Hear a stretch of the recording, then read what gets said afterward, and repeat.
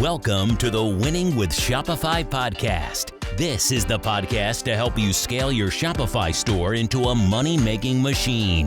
This episode is brought to you by OmniSend, trusted by more than 80,000 Shopify brands just like yours. Everything you need to scale your email marketing and ROI. Send emails, newsletters, and SMS. Build your email list with landing pages and pop-ups. One-click Shopify integration. Get 24/7 email and live chat support all with OmniSend. Now, over to your host, Nick Truman. What's up, guys? Welcome to another episode of the Winning with Shopify podcast. Absolute pleasure that you decided to tune in to an episode of our podcast. Thank you so much for listening. Whether it's your first episode, you've been listening for many, many years. Such a joy to have you tuning in. It's just a quick word from me before we dive into a previous recording we're posting today. Just thought I'd explain it quickly before we start. So we've got this amazing webinar. We did it about a week before we are posting this episode. I think it was technically 9 days, with the most amazing person, which is Caroline Balinska. She's the original host of the Winning with Shopify podcast. So she taught me everything I know. She set the foundations of this entire show and everything we do on here. So I got her on a webinar, which was live last week. So we had lots of people, nearly 100 people tuning in, which was just amazing, asking questions. And we were talking about how to go from 0 to 1 million on Shopify.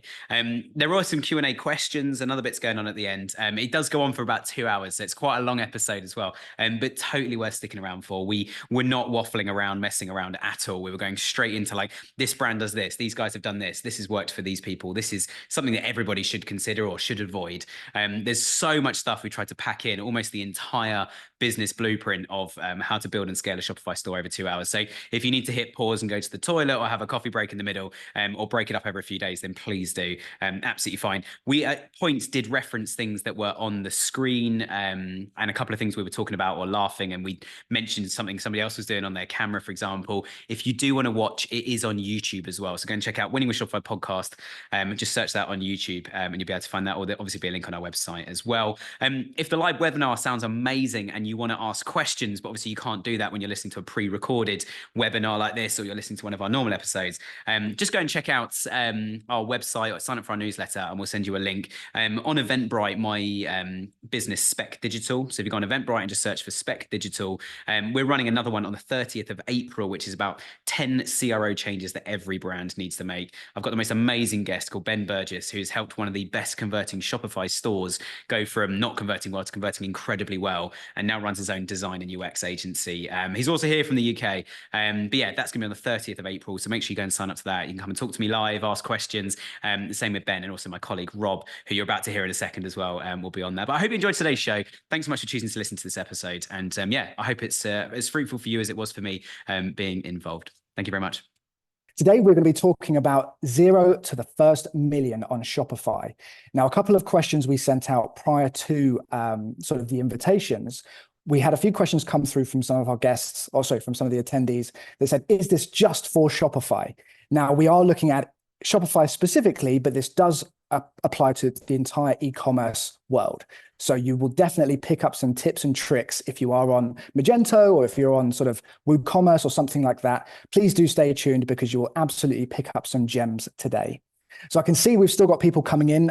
So welcome. My name is Rob. I'm your host today. We've got guest speakers Nick Truman from Spec and Winning with Shopify. And we have the lovely Caroline Balinska from Boutique Automations, the original founder of Winning with Shopify. So what we'll do is we'll give it a couple more minutes just while we let everybody come and settle in. I'll give a bit of an introduction to our two guests today. So we have Caroline. As I mentioned, she is the founder and the original host of Winning with Shopify. So if you go and listen to any of the old podcasts from a couple of years ago, you'll hear Caroline's voice rather than Nick's voice. And I'm sure a lot of you have heard lots of Nick already. I'm sure a few of you have come from the podcast. Caroline is the dynamic force behind Boutique Automations. And we've got some really cool information to come from there. And there's actually, if you stick around, there's some cool freebies as well to be had. So do stay tuned. Very exciting stuff. Caroline is recognized as one of the top 20 Shopify experts and is a renowned Shopify trainer. So you're in good hands today. You're going to get some advice from people that really do know what they're talking about. And I've prepped some questions, so we're really going to dive into the stuff that makes the difference. And I'm sure that's why you're all here. And just to sort of set the ground as well, just to give you a bit of an idea of who you're amongst from the attendees side, a lot of you are in a very similar position. We will be calling out some of the questions that have come through prior to the webinar, but essentially a lot of you are in a position of you are looking for growth. You may have just started, you may be sort of moving along for a little while. This is all going to be beneficial to all of you. So do stay tuned, grab a pen and paper as well, because there's definitely going to be some bits you're going to want to note down. And then, of course, we have Nick. Nick is the current host of the globally famous Winning with Shopify podcast. He also hosts all the spec webinars with myself. So if you've been to any of those before, you will recognize his face. He has over 15 years experience in helping brands scale up through Google and across other platforms as well, but primarily through Google. And he runs an international search marketing consultancy, and that is Spec Digital. And you will see our logo popping up throughout the day. So let's get a bit of an intro going. Caroline, lovely to have you. Thank you so much for joining us. Do you want to give our attendees a bit of a background about yourself? Sure. Thank you for having me. I'm really excited. It has been a couple of years since I sold the Winning with Shopify podcast, and it's really great to be back here and part of this. And congratulations, Nick. You've done a great job. So I hear a lot about how great you're doing. So I'm really excited. You set the foundation, so it's all credit to you. I think we just kept it going. So yeah. I think that you and I, when we first connected in London years ago, I think that was because we're both so passionate about what we do. So I think that's where the connection comes into it. So my background, as Rob already mentioned, I've got about 20 years of experience in marketing, and about 3 years before I started Winning with Shopify, I really went just into Shopify. And so that's been quite a few years now, if I have to add that up. And I really now, since I've been back from my maternity leave, I'm now helping more across the board. So now I do more stuff with WooCommerce and Magento and other platforms as well. But I'm really about helping people automate their sales funnels. That's really where I'm passionate about at the moment, because I'm finding that with all this great AI stuff, we can do so many amazing things. And I see a lot of people, Nick and I and Rob were talking about it just yesterday, the amount of things that people could be doing. And that's why I love this episode of this webinar, because we can really get into the things that can be done differently in 2024 that were not possible a couple of years ago. So yeah, my background is really marketing and now really automating everything. And we will absolutely be touching on AI as well. I'm sure a lot of you, that's a hot topic for most marketers. Should we be using it? How should we be using it? So more to come on that, definitely. And Nick, please give us a bit of background for yourself. Yeah, absolutely. I'm more popularly known, or more famously known at the moment, thanks to Caroline. As you said, I bought the Winning with Shopify podcast off her, and a whole business on the other side, which we kind of merged into the main agency. But yeah, my background, I've gone full circle in life. I started several doors down the road here, managing PPC accounts on Google, 16 odd years ago now. And what a different world it was. All consumers are still looking for the same stuff. As Caroline says, it's AI, it's technology, it's automation. There's a whole range of things that have changed and evolved. But yeah, my big message I'm going to be talking a lot about today really is where I've seen brands scale the most. I know some of the questions we've had from you guys, some of the questions Caroline, Rob, and myself have been discussing as well, actually looking at what are some of the things that distract us, some of the shiny objects, some of the things that actually look amazing, and there's looking at silver bullets, which quite frankly don't exist. So there are some things you can do to speed things up. But yeah, I started out in the PPC world. I built my own agency. I sold that years ago, quite a small little boutique agency. And then after that, I tried to get out of the Google game and got sucked back in via the consultancy route.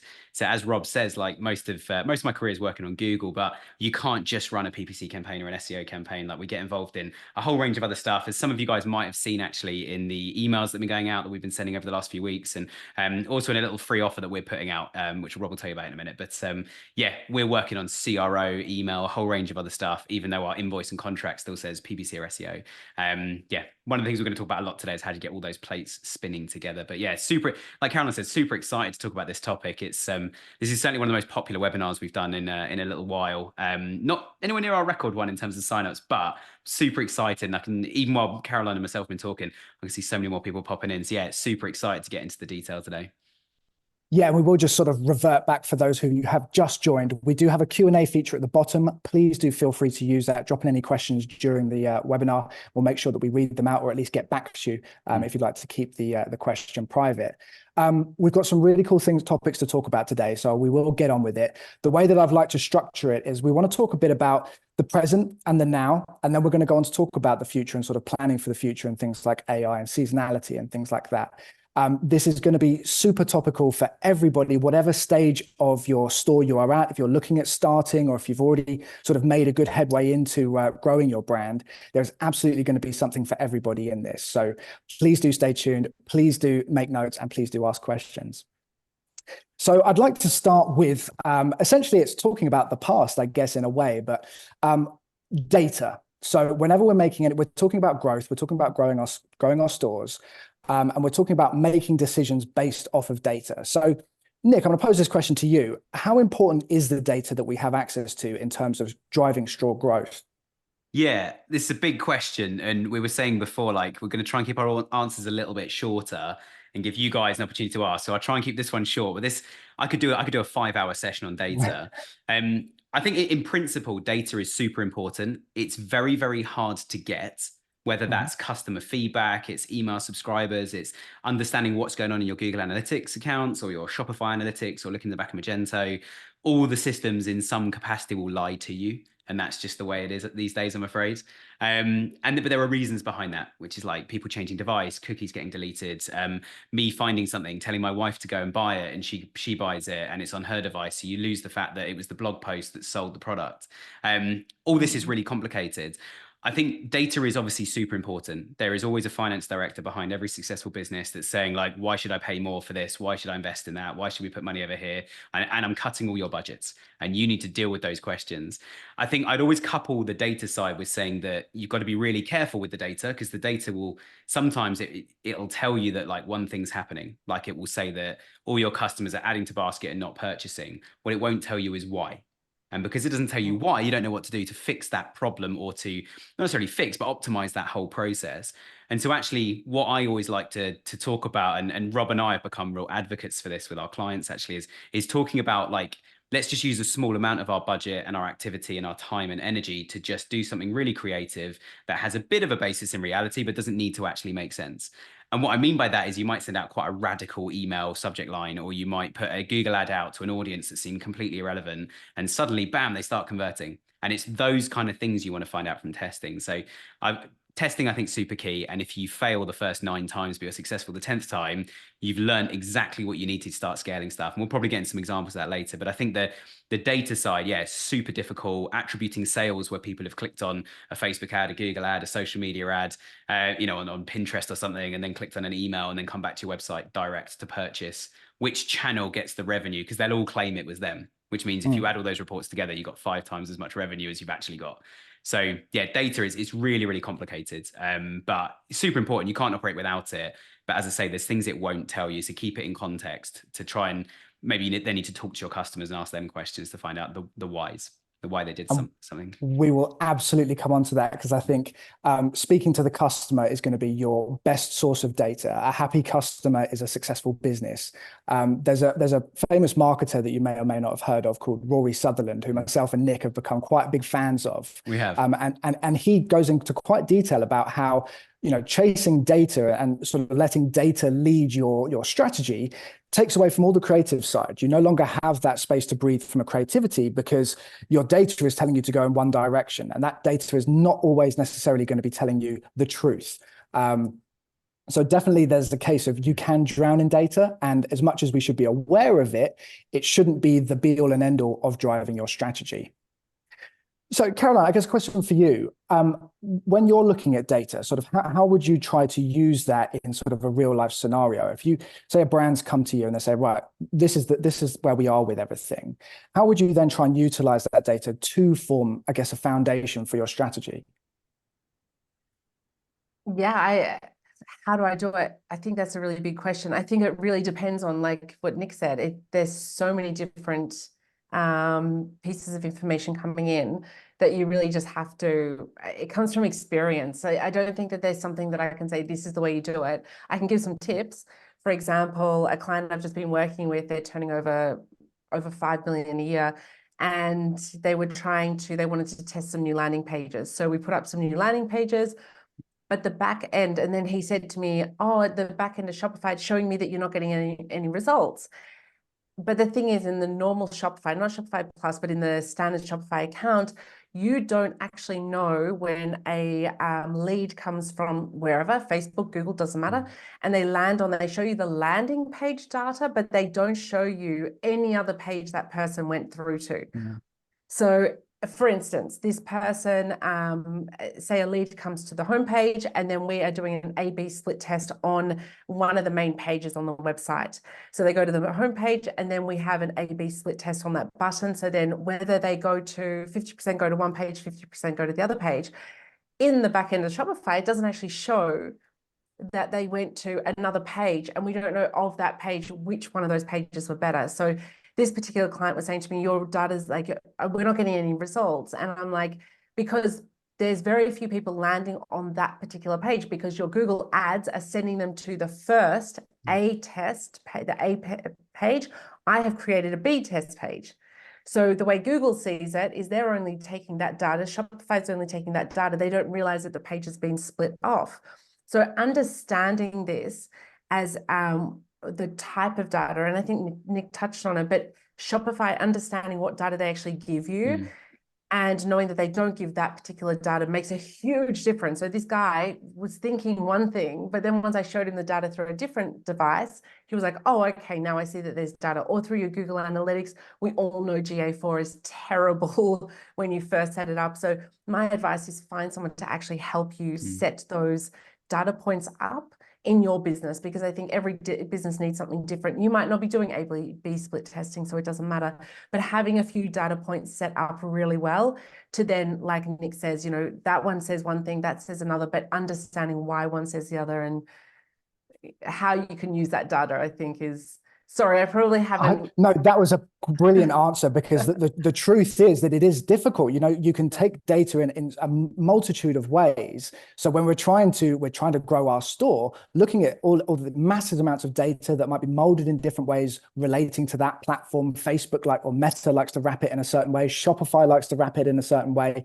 It's a minefield. And all their apps, Shopify apps, like one of the A/B split testing ones we were using, gave the data in a completely different way, and they've got their reasons for it. Like Nick said, you might think, oh my God, that's crazy, they're broken, but it's actually that they have it for a certain reason. So yeah. And I think one of the things I'd add to that then is I touched on it, like all the 5 platforms will claim that sale was theirs. So Google Ads will say that was my sale, even though SEO's but they clicked on an SEO listing when they purchased. So GA4 is probably, it is terrible when you set it up. Like it's a complete minefield how GA4 works compared to old analytics platforms and programs. But the GA4 is probably better, actually, I would say, than most platforms. And I know it's still Google centric. So they're going to go, the more you pay on Google Ads, the more money you make. Fantastic. Pay us more.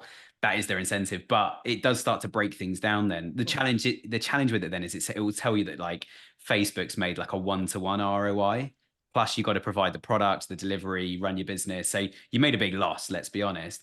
The problem is if you didn't run the Shopify bit, the whole business would be in a loss, because Shopify was top of funnel, driving stuff elsewhere.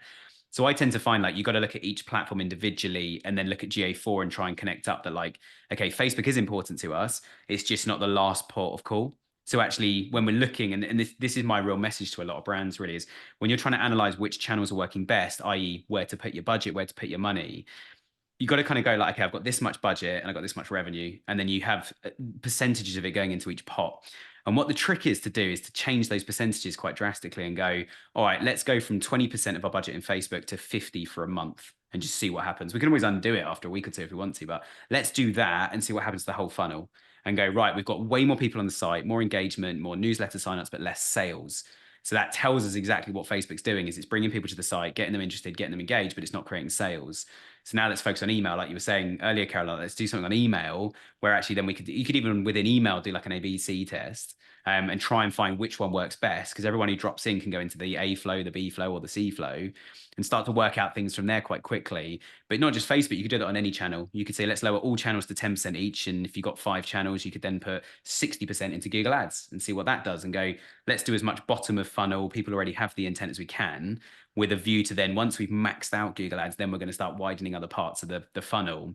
But we'll come on to multi-channel later. I know you've got some questions on it, Rob, but I think doing some tests like that, I've found to be so conclusive in the past, and it can be a painful 3 months. So choose the quietest 3 months in in your retail calendar, and do some big budget shifts over those and see what happens, just the bottom line revenue, which kind of ignores the whole data flow, which is one reason I love it. It's like, it's just so conclusive. It's like, did the bank account go up more or less than normal? And you start to find like, what's that perfect flow? And then you might be making sort of 5 or 10% budget shifts around to find that perfect formula.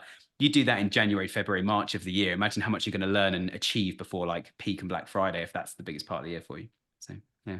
Yeah, absolutely. I think that moves quite nicely onto a different type of data, which is even more important than where your traffic numbers are coming from. And that's about the customer. That's about our target customers. And obviously, we all want to know who our target customer is or are. And a lot of times brands think they know who their customer is, but do you really know? And have you actually spent some time trying to find out who your customer is? Because essentially, you might be getting a ton of traffic to your web store, not converting, as Nick said. And that's because we're actually targeting in the wrong area. We're actually trying to acquire those customers from the wrong place. That's just not where our customers are, grazing as such. So again, probably another difficult question. And I'm going to pose this to you, Caroline, to start. How do we know what our customers want? Yeah, so first of all, I swear that 99% of people do the following, and I try to explain it, and Nick and I have spoken about this in the past. People think that everyone is their customer, and that's just not true. And I give the example of Coca-Cola. Coca-Cola's ads are beautiful young people dancing around, whatever, in the rain at a party. They're not putting that old man that's sitting like living in his parents' basement wearing, the wife beater singlet with no teeth. They're not showing him on the video because they don't really want him, but he will still buy the Coca-Cola at the end.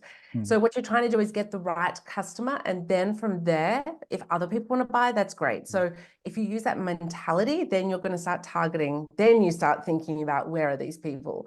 I was just talking to a client today. We're trying to do Instagram and Facebook. She gets so much engagement on Facebook and nearly none on Instagram. She's doing the same thing.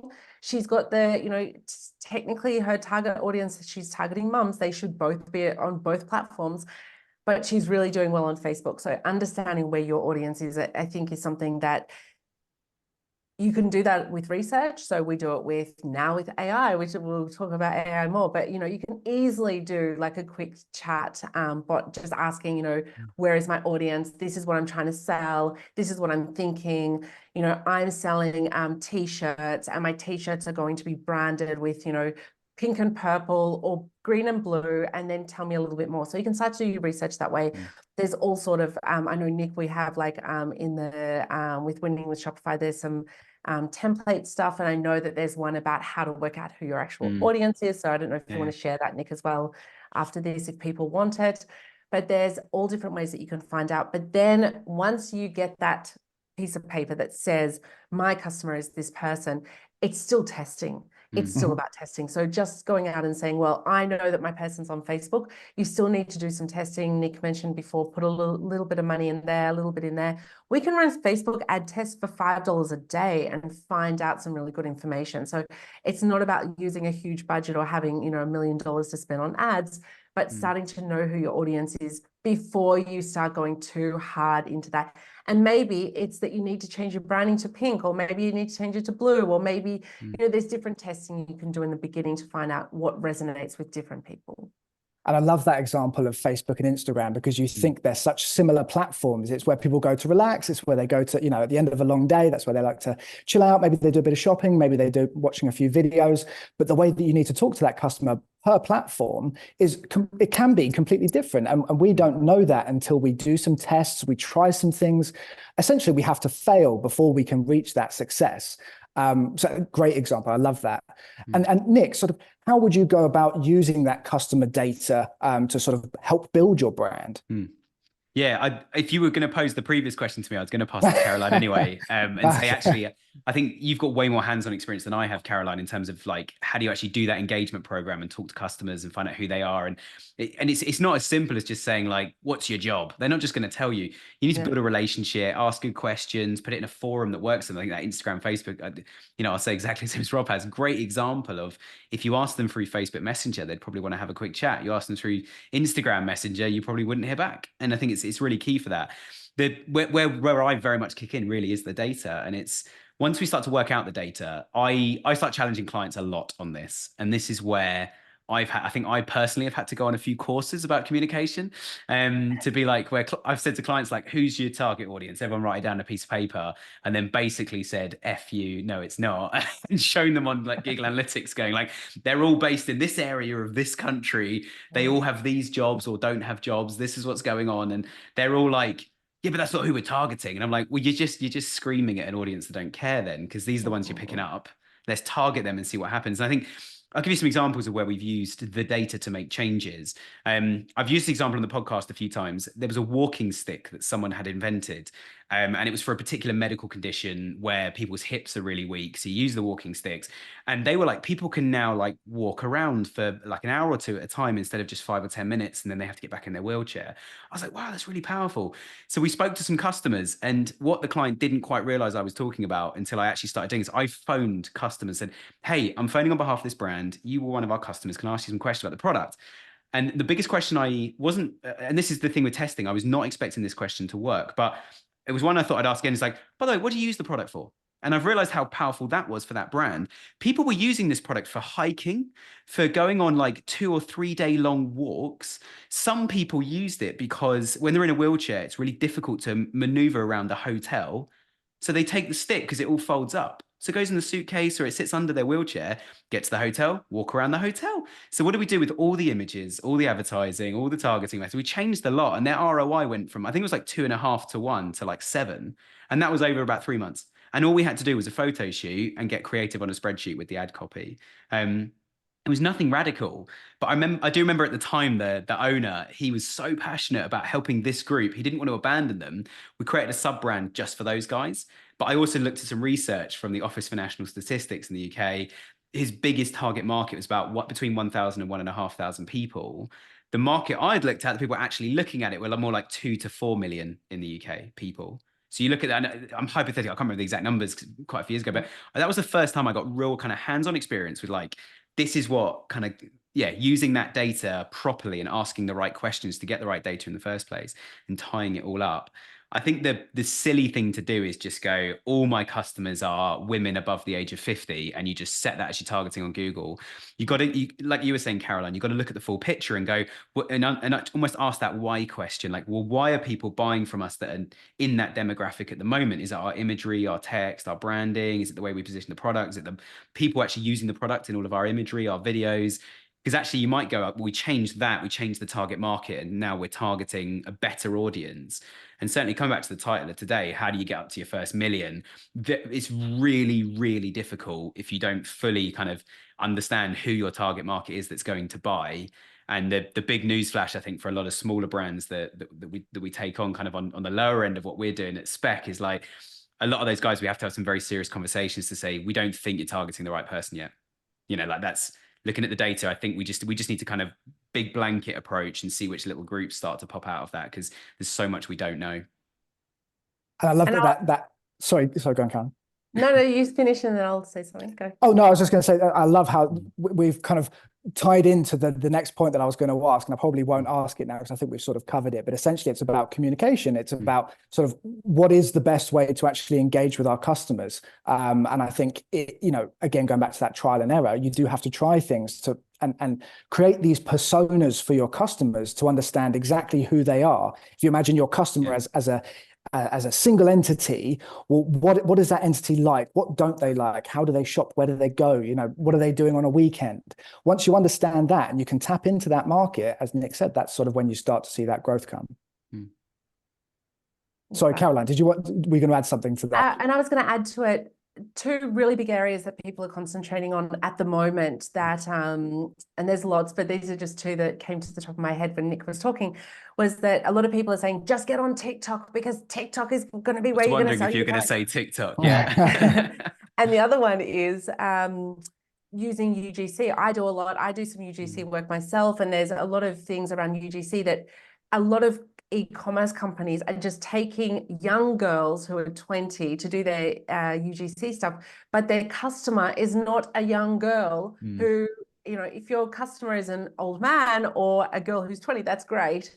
But if your customer is actually like a woman my age, I'm not watching wrinkle cream being put on by a 20-year-old girl. So knowing who your audience is and then making sure it works across like everything, and not thinking that TikTok is the answer because someone like Gary Vee said that you have to be on TikTok. So I think knowing where your audience is, and like I just said with my client Beck, Instagram is not her place, even though it should be. Facebook is much better. So concentrate. And I think when you're small, like we're talking about getting up to that million, there's so much, and Nick mentioned at the start, this bright shining objects, is that there are so many options, but don't think that you have to try to do all of them at once. Try to do one or two of them really, really well. And then once you grow, and same with the audience, like Nick said, this like, that's a really good, I like unsexy brands. Like, you know, that's a very successful brand, but unsexy brands, because if we talk about something sexy, then it's really easy to sell that. But you're talking about, you know, a walking stick, it's not a sexy brand, but they actually concentrated on one area first, one audience, and then they can look outside that and the next thing and the next thing. But, you know, if we start thinking too big straight away, then it gets overwhelming and you don't do anything right. I think two things just to add to that as well. Sorry, Rob. These are really key points, I think, in terms of, and this is something Caroline and I love doing, is we try not to be too hypothetical in these kind of sessions and these webinars. Two things I think every brand should be doing, and especially if you're not at that million yet. And when we say a million, we're kind of talking like $1 million a year. When we look at that sort of turnover, like if you're not $1 million yet, one thing brands aren't doing is talking to customers. And I don't mean that hypothetically. I mean, literally the CEO or the founder emailing every single customer one-to-one. Thank you so much for ordering from us. I'm the founder here. I'm trying to build this business. I'm so grateful that you've ordered one of my products. Can I talk to you? Can I ask you a couple of questions? Like, would you be interested in just helping us out for 20 minutes on the phone? Like, it will change my life if you could give me some time. And there's a company called Keep Candles that we had on the podcast a couple of times, and and not only because the CEO is English, is that I like him, but he, Stephen, he said he literally emails every single customer that buys from them within their first year. I think sometimes it's when they've made 2 sales because they're getting too big and doesn't quite have the time anymore, but he's still doing it. And there's another brand we had on recently called BattleBox, and the CEO from that, he literally is on the forums, he's on Reddit, he's on the Facebook groups talking to customers constantly, and it just says like, hey, I'm the CEO and I'm talking to you. And it's like, how powerful is that to the customers? So the first one's like just talking to customers. The second one that I think every brand needs, especially if you're under that 1 million, you've got to create a focus group. You need a group of people that are 5 to 10 people, sometimes more, but start with 5 to 10. Not your mum. Not your mum. Yeah. My mum's a legend and she might be watching this, but she's not not right your for... mum per se. I mean, everyone else is not yours. No, but she's not right for anything. Yeah, she's not right for almost anything I've ever advertised or sold. It's just, she's not in the market for those things. One she was really offended her, but I won't tell you what that was.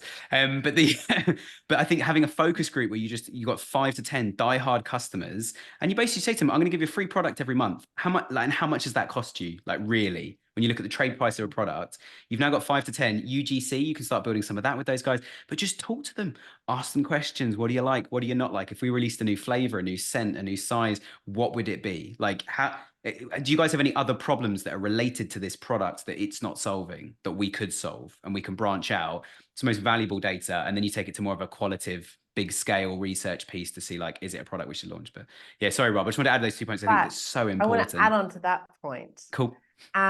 Is that why don't people do that? So Nick, you can tell everyone that they should be doing it, but at the end of the day, I can tell you what I've heard from people of why they don't do that is that they're scared. And I can give 100%. One really, really good tip on that. You're not trying to sell someone, you're trying to grow your business. So at the end of the day, if they don't want to answer you, that's their business. So just calling someone and thinking like, oh, I'm going to annoy them or I'm going to get in their way, you just politely ask them. If they don't want to talk to you, fine. Thanks for your time. Thank you anyway, and move on to the next. If you had 100, or even if you had 10 new customers in the next month, and of those 10 customers, if 3 of them gave you some feedback, how different will that make your business? So, just get on the call. They don't want to talk to you, fine. Or you turn around, you offer them something for free, or you offer to give them a discount next time. But don't see it as you're being pushy. You're just trying to get information, and they don't have to help you if they don't want to. So I think that that's really important, that people need to do it. They really need to do it.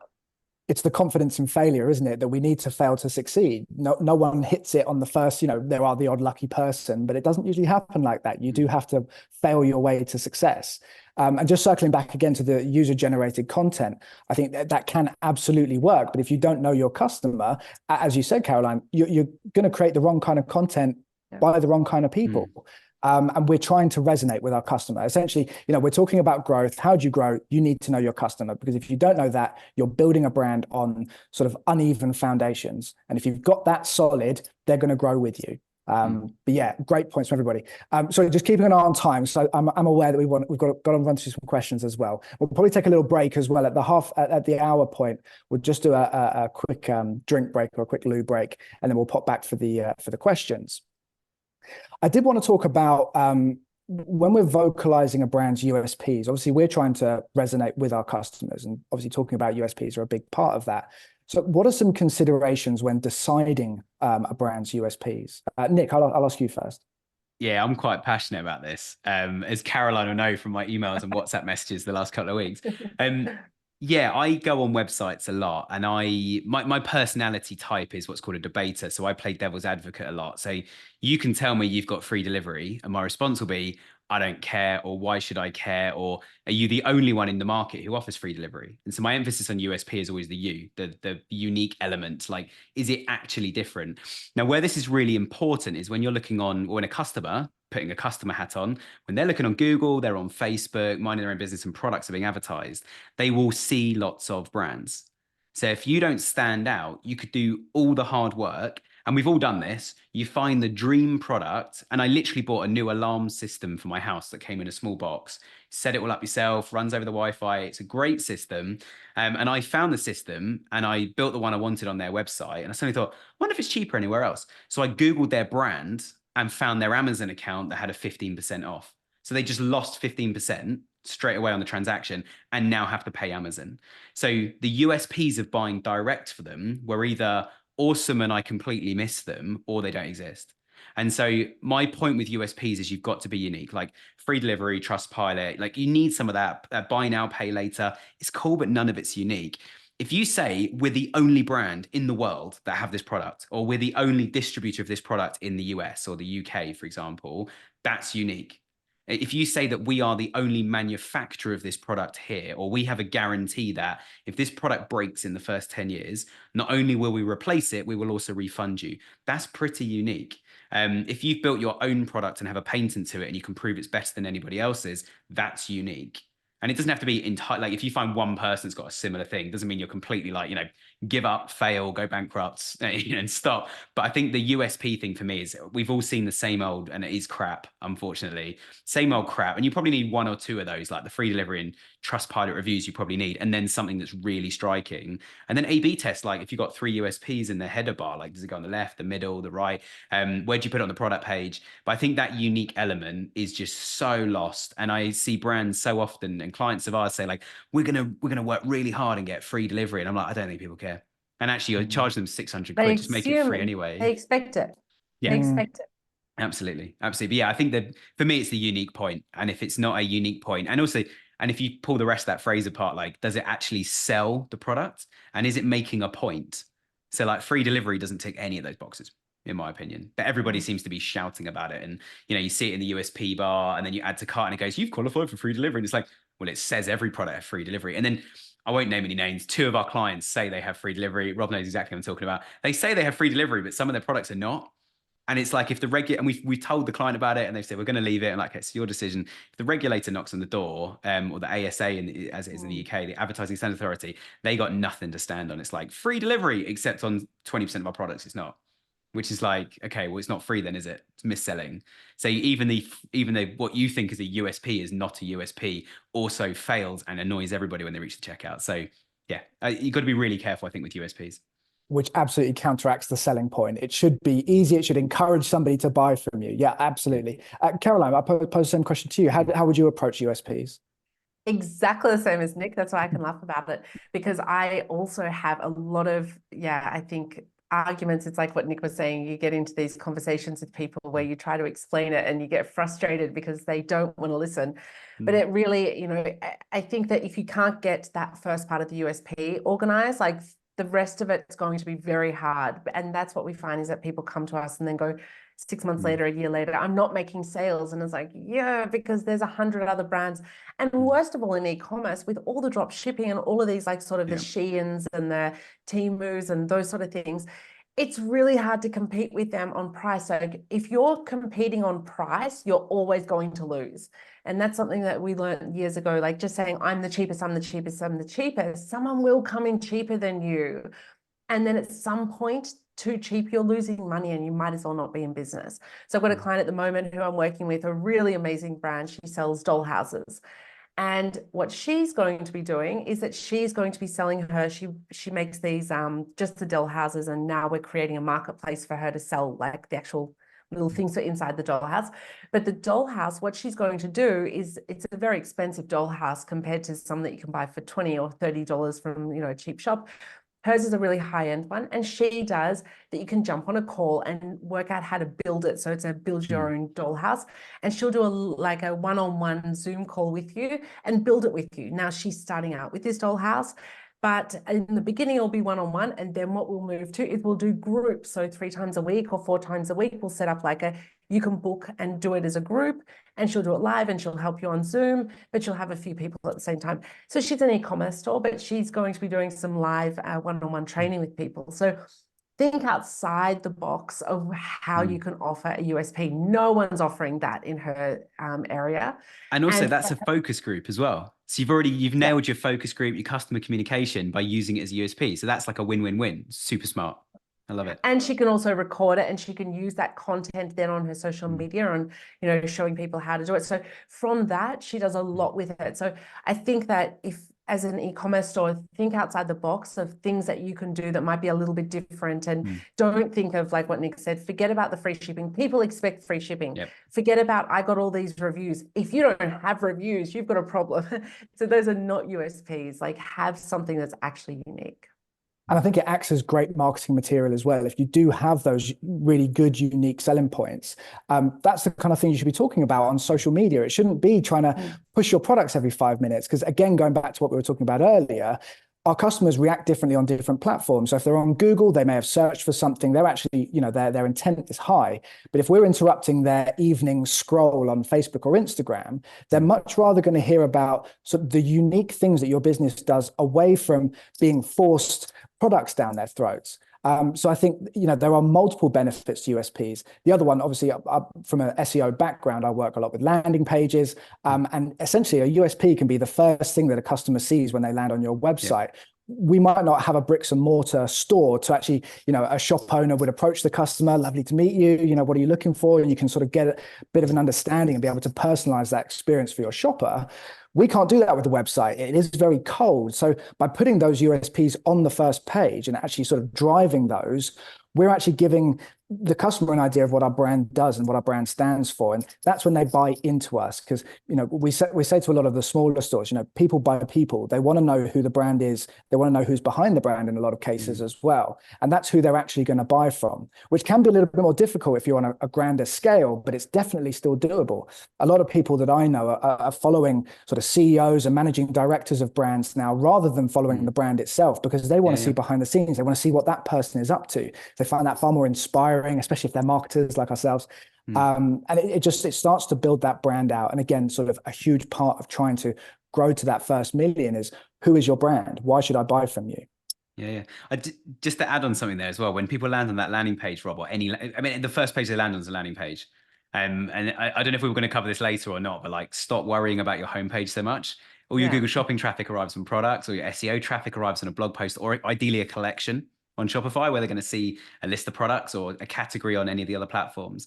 But yeah, you're lucky if you've got multiple seconds to hook that person in these days. Mm-hmm. If it loads slow, if the USP is not clear, if the imagery is not great, if the brand looks a bit old and a bit tired, in fact, I take the brand bit back, but otherwise you've already lost. The reason I take the brand bit back is some of the best converting clients I've ever worked on, and this makes me cry, have the worst looking websites I've ever seen in my life.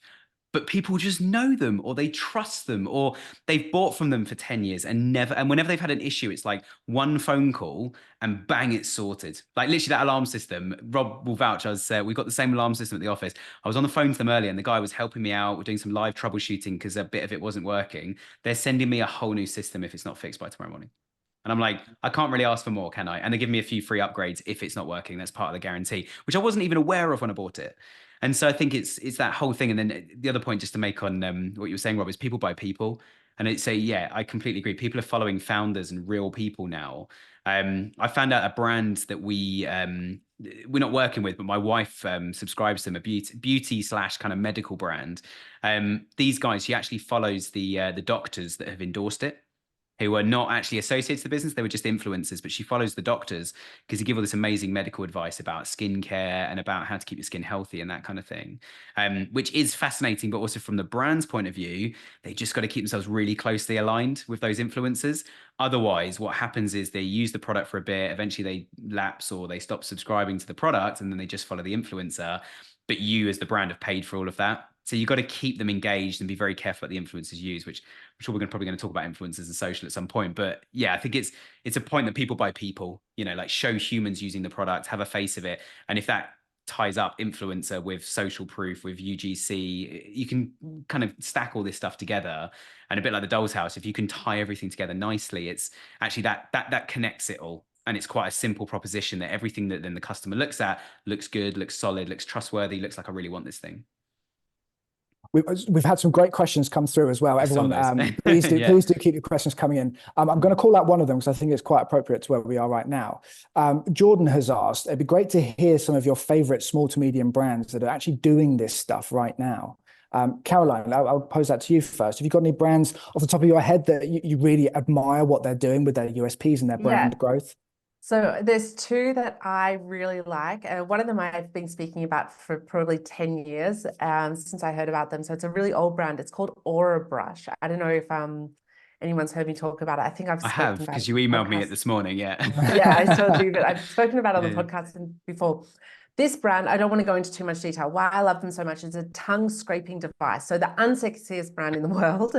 And this guy had been doing this tongue scraping device for about 20 years. He couldn't get any business. He went to a university in the US and sat with a marketing class and said, who's got some ideas? One guy put his hand up and said, would you be happy with just 1% of the marketplace?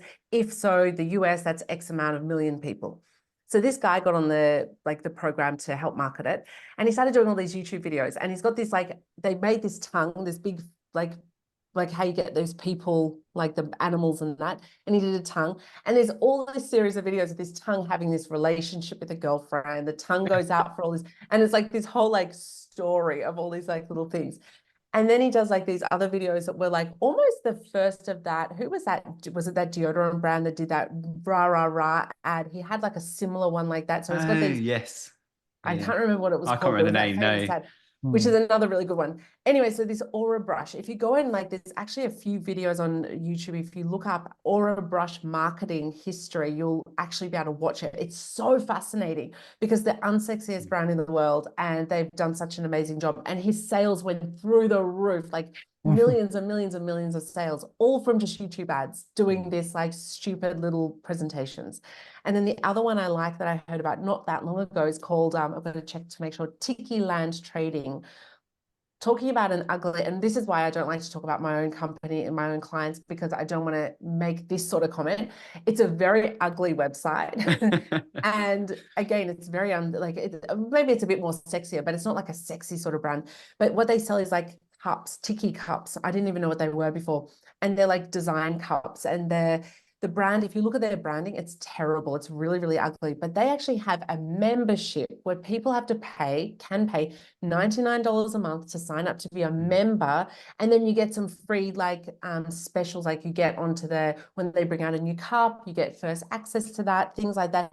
But $99 a month, what you're getting for $99 a month, sorry, you've got to be really passionate about Tiki Cups to actually want to pay that much money. And a lot of people are paying. They've got they've got over 100,000 people on their Instagram. If you have a look what they're doing, it's really, really amazing. And I've mentioned these two because, like I said, I don't like to put down like clients that are, not doing attractive marketing, but that Tiki Land trading is really unattractive and they're getting a lot of sales. And Nick, any thoughts off the top of your head? I could name 100, yeah. And give us your top. Give us your top. One I'll give you, which is a bit more sexy. Like it's a skincare product. My wife does use this one as well. She's an avid Googler, my wife, with our credit card. But she, it's called Skin and Me. So skin and then a plus symbol and then me. And what I love about this brand is the branding's really cool, design's really cool, but the service is incredible. Now, we've had so many people over the years who have a single product business say, how do I do that? And of course, when you look at Shopify or Magento or something in its infancy, you just grab it off the shelf. It's like, add your 50,000 products here.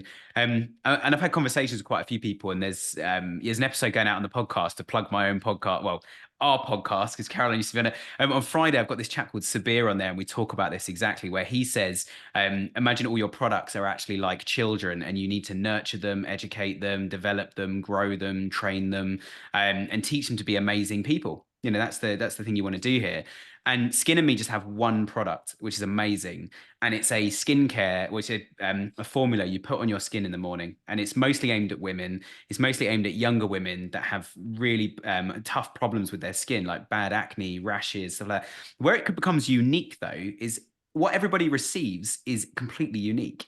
So the formula they create is for your skin. You take a picture, you answer some questions, and a dermatologist and a proper qualified like NHS dermatologist here in the UK looks at those pictures, creates a formula for you. And towards the end of your first month, you fill out some stuff on the app or the website in 2 seconds and just say how it's working, what it's doing, another picture. And for the first few months, they keep adapting the formula for you to make it stronger and stronger and stronger. So it's working harder on your skin. And my wife's skin actually did clear up in 30 days. And after preaching to her how much of a scam this thing looked like, then I did some research on it. I was like, this is actually an amazing product. And we just launched another client who, as soon as I mentioned Skin and Me, they can't get that brand out their head now. Completely different product, but they're like, we're going to do that in our space for a slightly different target group. And it's great. And I love that you've asked this question as well, Jordan, because it's good to have some inspirational brands. I'll give a caveat after my second one. The second one is another skincare brand, just because I've had this lady, Janice Thomas, on the podcast so many times. And every time she comes on, she's got a better job title. She's now managing director. So I don't know how much further she can go. She started as like a marketing exec, then marketing director, and then managing director. Janice runs an email campaign every single day to all of their customers, and they get a 50% open rate. Those kind of stats, as a marketing guy, I cannot forget those stats. It's incredible. Amazing. Some people do unsubscribe, but generally they're getting an open rate of that. Their makeup is targeted at the over 50, women over 50s. And what they do is they sell through education is their whole thing.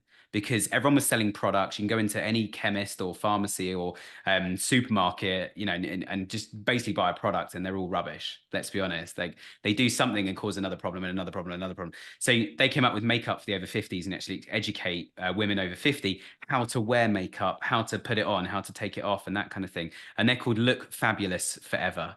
So I just love the whole way they're branded. I love Janice's approach. And she's so proactive at being honest about they have to do 99 things to find the one that works. She's so honest about that. And she's just such an amazing journey. My one caveat is you can see the most incredible brand, and our clients do it all the time. Like, we want to be like this brand. They're doing so well. And you're like, prove it. And then you start looking at their company accounts that they file every year. And there's public information in most countries. And they're all making a massive loss, or they're actually shrinking. And you're like, do we really want to aspire to be like those guys? Or actually are we going, the whole market's got a problem, so we need to solve some sort of businessy financial problem as well as all the marketing and everything else. So I think be very wary of shiny objects. I think in terms of a good looking site, a clear problem solved, a clear target market, definitely look at that. But I would also do a bit of research into how well brands are actually performing. if anyone wants a reference of those web addresses that we called out, please do send us an email and we'll make sure we send you over the information, or you can keep an eye out because we will be posting this up on YouTube in the coming weeks. So the next section I want to talk about is looking into the future. So I think what we'll do is we'll have a quick break here and we'll come back in and we'll look at sort of planning for the future, and then we'll go through some questions and things like that. Please do stay tuned because we will be releasing our freebies after the break. So it's definitely worth sticking around for. We've got a freebie from Caroline. We've got a freebie from us at Spec. We've got some cool bits as well. We've got a download. So yeah, definitely worth coming back for. So let's have, it's a 7-minute break. We'll start again on the hour. So see you shortly. And keep sending questions in, everyone, as well. So some of the ones on there we've not touched are awesome. So keep firing questions in and we'll try and cover all of them if we've got time. So yeah. Cool. Thanks, Nick. Right. See everyone shortly.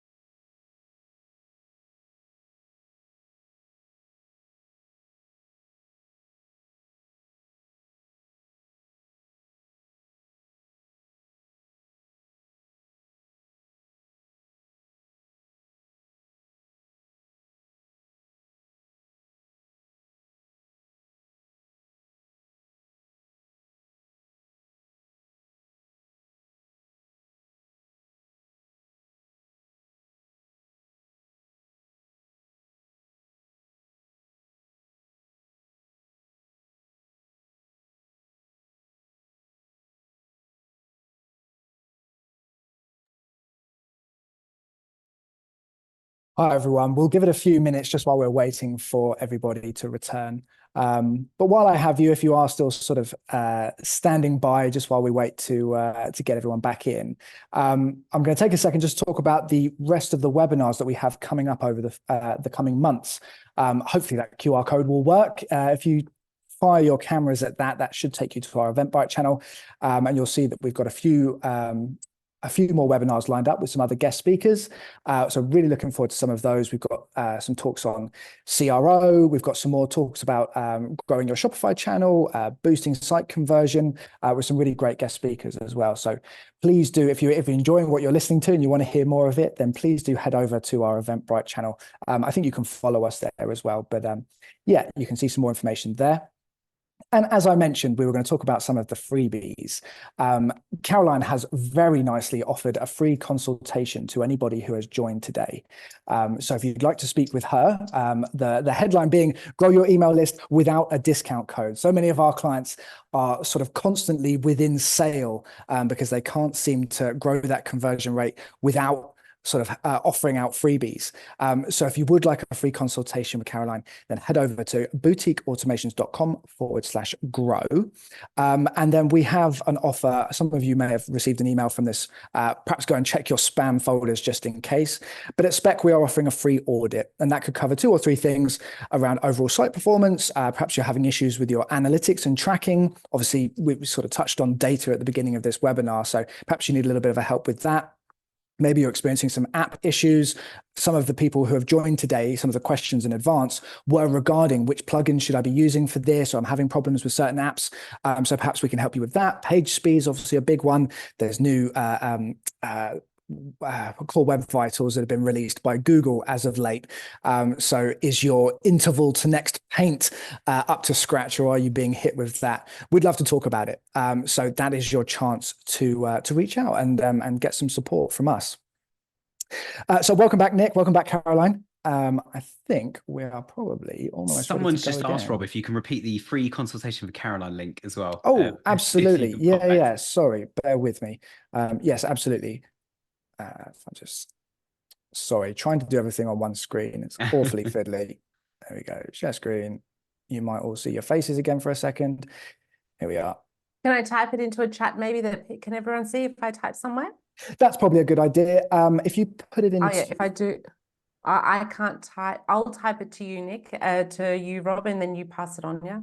Cool, Yeah, we can do absolutely. that, yeah. Ping it to us. We'll share the link to sign up for the free audit at Spec as well. We'll pop both of those in a little message. And you guys, you're welcome to do both as well, everybody, if you want to. We're here to help. Yeah, make the most of it. Absolutely. We're looking forward to speaking with you all. And sort of the thing is with these webinars, we try to cover enough for everybody, but we completely appreciate that everybody has their own sort of nuances and things that they're facing. So trying to cover everything in one sweep is somewhat difficult. So we completely appreciate that you all have your specific needs, and we'd love to talk about it.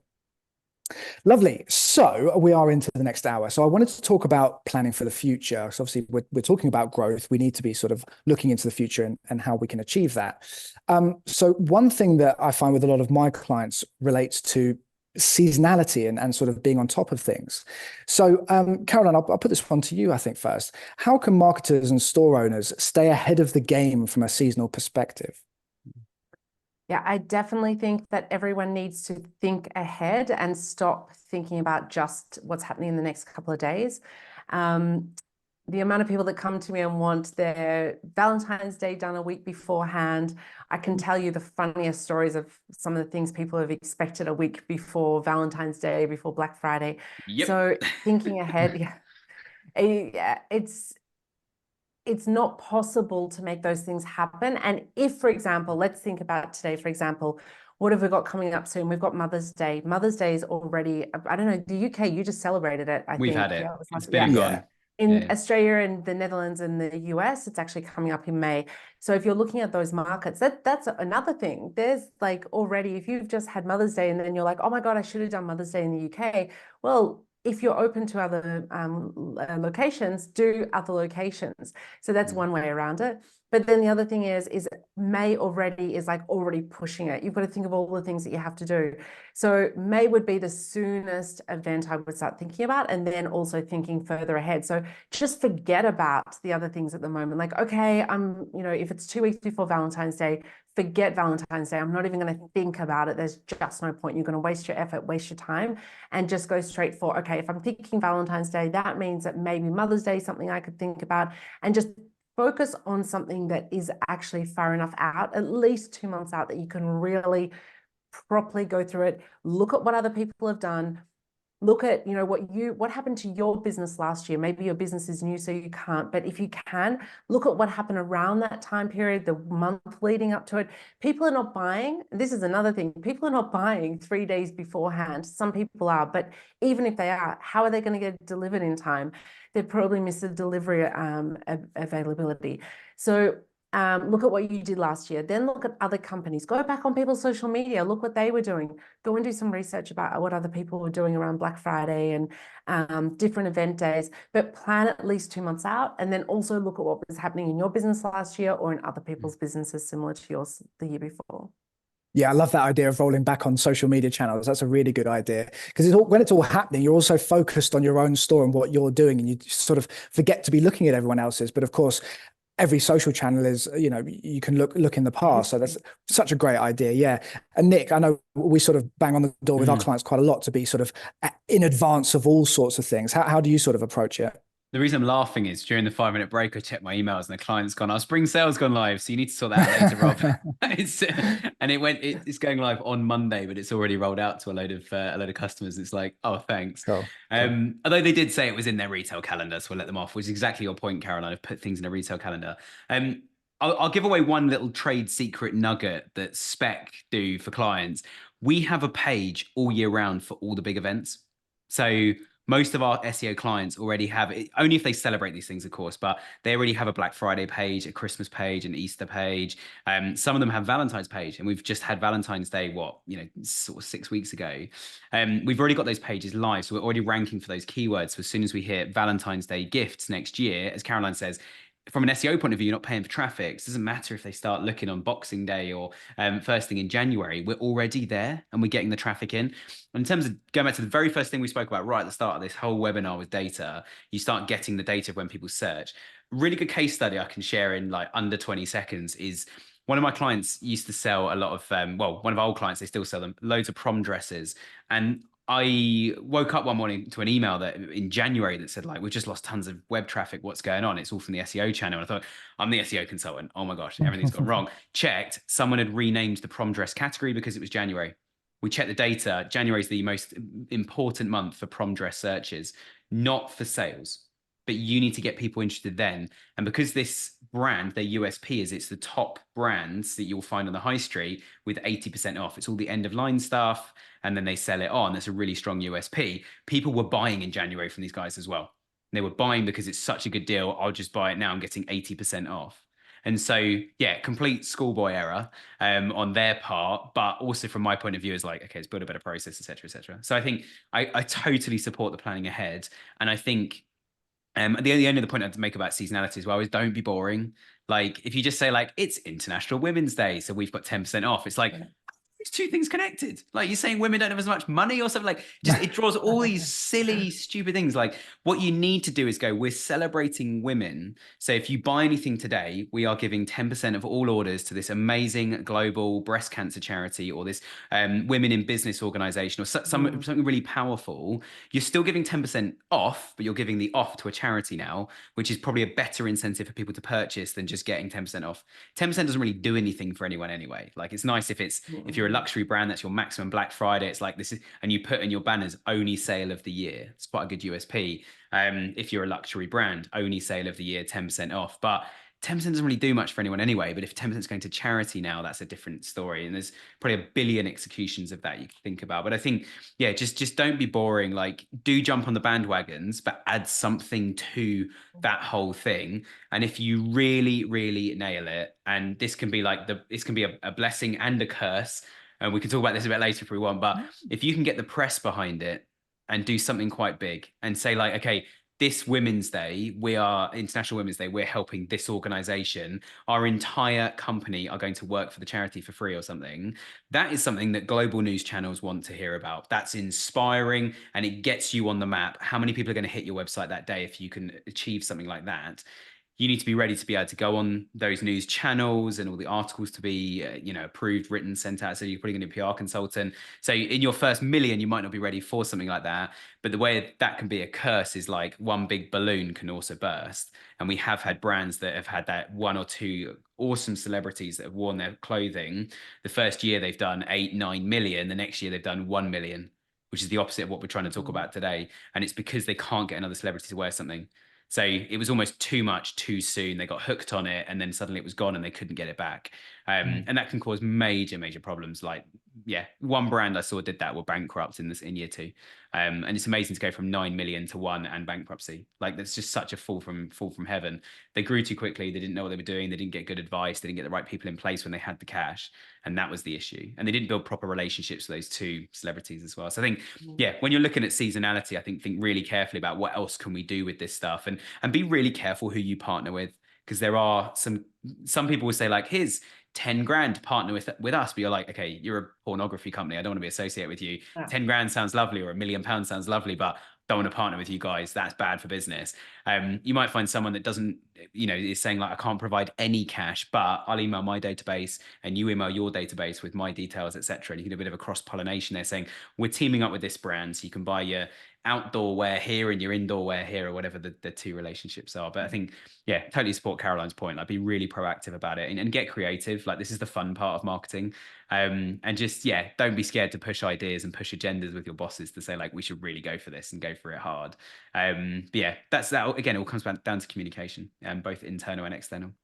And that's also a USP, like you said, Nick. If it's a certain charity that you can get behind, and then it becomes part of your business, like it's that whole shoe brand that started doing honors. They give children shoes in Africa or something. There's that. Is that what it is? And there's another brand that does Havana's or Crocs. Crocs, that was it. Crocs started doing it. They'd buy a pair of shoes for someone in Africa if you bought a pair of Crocs. I think it was, So those are USPs. If you do it properly and you do it where it does align, it definitely works. And I think the term you used then about being proactive is key here. And enough of what we do is reactive, and it has to be. We have to be fluid with what we're doing. We have to keep our eye on the ball. Things are constantly changing, new trends. So the more proactive we can be, the better we're going to perform in these scenarios that happen every year. There's almost no excuse. You saw it coming. So all the stuff that you can prepare for, you absolutely should do with marketing plans and trying to add unique identifiers to it. I think, great ideas. So we can't talk about the future without talking about AI, and we've had some conversations sort of offline about this, and Caroline's got some I'll talk about it now. There's a cool prompt that she's put together. Caroline, could you talk to us a bit about the AI prompt that you've come up with? Yeah, so I think that one of the biggest problems I find that people have, look, there's lots of problems, but I think one of the big ones is getting from that 0 to 1 million, is that you're not understanding who your customer is, and then you're not. Once you do understand who it is, so it's Betty, she's 40 years old and she's got 3 kids, you know who she is. But now, what are the words that she's using to purchase what you are selling? Everyone purchases either to remove the pain or to gain a pleasure. That's why people purchase. So if you understand what words those people are using for that particular product, then you start to understand that person better, that audience better. And when you can say those words back to that person, then you're going to get more results. So it's this whole, the old days before this whole online thing, it's about mirroring.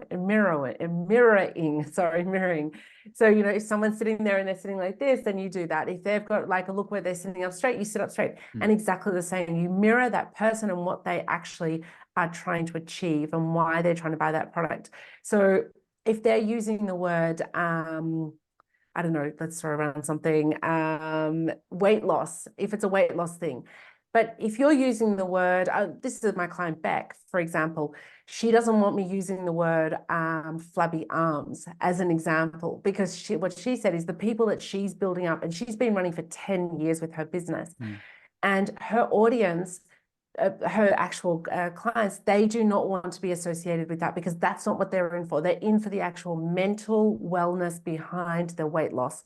So the weight loss is the after effect. So in her case, using the word flabby arms is not what she's going for, not what she wants from and also what her audience don't want. But you might have a weight loss drink, and that weight loss drink is all about flabby arms. So using the word flabby arms, maybe that's what your audience wants. So Rob was about to say that there's a prompt that I've put together, and it goes into that. So finding those words, and this prompt, all you do, you put this prompt in, we're going to share it, and then you put it into AI, and it will come back with an actual result that it goes out onto the internet and finds out what other people are, people are saying on reviews. So reviews about your particular product in the same sort of category, and also other things that people are saying in general about your type of product. So it's a really fantastic prompt, and it makes a huge difference. You change the words on your homepage, you change the words in your marketing material, you change the words in your email, and you start to understand what people are actually looking for. I can't wait to try it out. I've got a copy and I'm really going to give it a go. It's in terms of trying to personalize your website, which, that's where we're all headed. Everything needs to be specific to, eventually it'll be individual users. But at the moment, we're trying to get an idea of our, at least our target audience group. So if we speak the same language that they do and we use that, it resonates with them, as you said, sort of mirroring how they would speak. I can't wait to give it a go myself. Yeah. I'll just tell you, can I just say how we use it? Of course. So once you put the prompt in, then it will give you some answers that you fill in the gaps. And then I've got I think I gave you 2 other prompts as well as examples, but I pretty much use this with all my clients for everything. So every time I want to come up with some ideas, like I was just putting together for a client, a 5-day challenge. So I put this, I've already got the prompt in her section. And then I say underneath, based on the prompt, based on the customer voice, give me an idea of a 5-day challenge I can create for this Instagram group. So I use it for everything now, like every single bit of marketing material, and it works. So for me, it 100% works. If you turn around, you don't have to use every part of it. You might read through and go, I still want to make these changes, but it helps you understand the words to use and the types of things those people are looking for. Yeah, absolutely. If anyone wants a copy of that, we should have your email. Anyone that's signed up via an email, then we'll forward that on to you. If you're not sure if we have your email, then please drop your email into the Q&A, and we'll make sure that you get all the reference URLs and all the freebies and things like that. We've sort of touched on that now. Nick, I want to talk about sort of how we should be using AI. So like the content that it churns out. What should we be doing with that? Should we be copying and pasting it? Should we be thinking about it? Yeah, I use AI a lot, like more than I thought I would like a month ago. And so I wonder how much I'm going to be using it in another month. And it literally is that fast that like people are starting to use it. And you can literally jump on AI and be like, write me 10,000 blog posts, and it just goes. And they're all crap. Let's be honest. Where I think AI is really good is if you have like a human task that's going to take you ages, which when it comes to like marketing, for example, I use it on the podcast every week now. I ask ChatGPT, I use Bard a little bit. We also use 2 editing softwares that have AI to do like version 1 of stuff. And then we go back and modify it.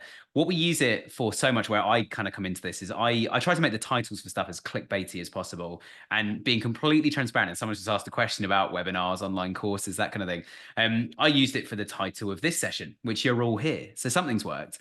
And we got some great questions coming in from all of you. So you're the right people and you're here because we've got the right title. But that was a result of me asking AI for some title ideas.